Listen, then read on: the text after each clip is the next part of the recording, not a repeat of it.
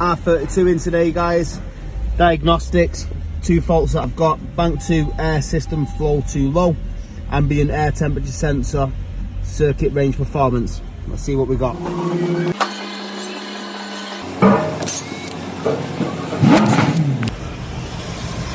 First thing I noticed is this is called the secondary air pump. That's hanging off. That's all loose. It looks like someone's been zip tying it to secure it up.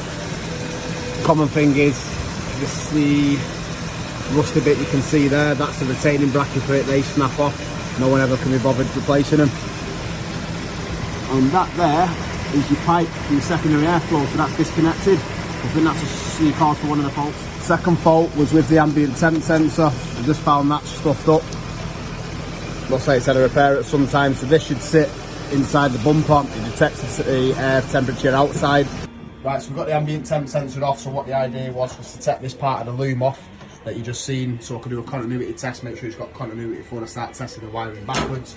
So this is the ambient temp sensor, just undone that. As you can see, the pins are corroded, it's had water in there, and the inside of that's all corroded. So what we're going to do is probably replace this section, or at least clean it up, replace this and then reassess it.